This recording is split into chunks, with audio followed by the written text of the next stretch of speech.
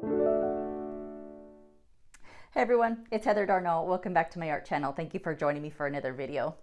So Michael's had a sale recently on their canvases to buy one, get one free. And typically I'm all over those types of sales and ready to just empty my wallet. But anyways, before I went ready to spend, I figured, well, let me just see what I have here in my own stash before I go get anything else. So what I came across that I totally forgot I had are these cute little 6x6 little deep panel tile canvases. Super cute. And I thought, oh, you know what? I don't need to go get any canvases right now. I'm just going to use these. They're really, really cute and perfect for doing a little Dutch pour, specifically little puddle pours. And so that's what we're going to do today. And I thought, I don't know what, I just really been feeling the color purple lately. So that's the base color that we're going to choose from and just kind of go from there. But before we get started, today's ministry snack comes from the Gospel of John, chapter 8, verses 1 through 20. And it reads, "But Jesus went to the Mount of Olives. Early in the morning, he came again to the temple. All the people came to him, and he sat down and taught them. The scribes and the Pharisees brought a woman who had been caught in adultery, and placing her in the midst, they say to him, 'Teacher, this woman has been caught in the act of adultery. Now, in the law, Moses commanded us to stone such women. So what do you say?' This they said to test him, that they might have some charge to bring against him. Jesus bent down and wrote with his finger on the ground. As they continued to ask him, he stood up and said to them, 'Let him who is without sin among you be the first to throw a stone at her.' And once more he bent down and wrote on the ground. But when they heard it, they went away one by one, beginning with the older ones. And Jesus was left alone with the woman standing before him. Jesus stood up and said to her, 'Woman, where are they? Has no one condemned you?' She said, 'No one, Lord.' And Jesus said, 'Neither do I condemn you. Go from now on and sin no more.'" All right, you guys, I know that was a pretty thick piece there, and I appreciate you listening to that in its entirety, but it's to really drive the point home, because we all tend to act like we don't sin, that we don't have any shortcomings, that we are free and clear of everything else, and that we're high and mighty, just like the Pharisees and scribes in this situation here. And we're so ready to pick up on somebody else's problems or pick up on somebody else's temptations.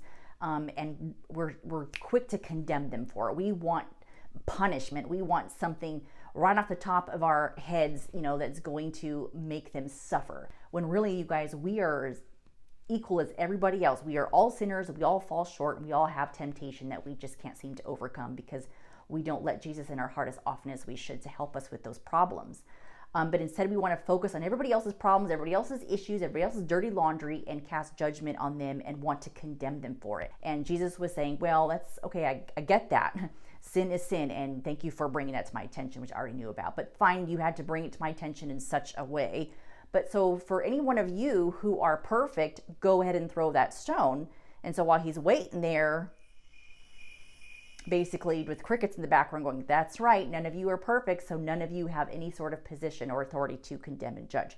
Only I do. And in the days what they're speaking about in Moses, yes, it's true. Old Testament time, pre-Jesus, there was harsh punishment such as stoning. And they wanted to basically trap Jesus in his words and act like that he isn't who he says who he is. But he is. When Jesus came to earth, it was New Testament time, a set of new rules applied. But in this case, when he came to earth, it wasn't about taking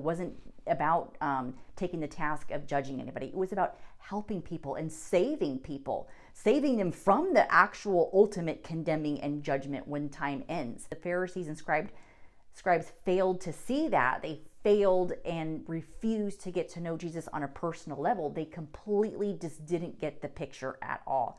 Therefore, wanting to take things in their own hands, just like we all do. We need to get over that. And I say that because so much junk is going on outside in our society right now that we're all so quick to look at somebody else and be like, what are they doing? And we don't approve of their choices or decisions. And yes, we don't have to agree with everybody and everything that they do. But that doesn't mean even if we disagree with them that we have any kind of position or authority to condemn them. So in order to be better and more like Jesus, we need to put down those stones and really think about what's going on in our own life and realize, hey, we're just as big a sinner as the next person. Rather, if their sin is in the bedroom or someone else's sin is being whatever it is, that's none of our business. Our own business is what's in our heart, and we need to bring our business and concerns to the foot of the cross. Jesus is the one who is going to handle that and help us get through our shortcomings and our temptations. But if we're going to ignore him and dismiss him the way the Pharisees and scribes did, we're not going to get to know him. We're not going to know the benefits and the good things that come out of putting all of our worries and concerns to him. All right, guys, I know that was a mouthful, but let's get started.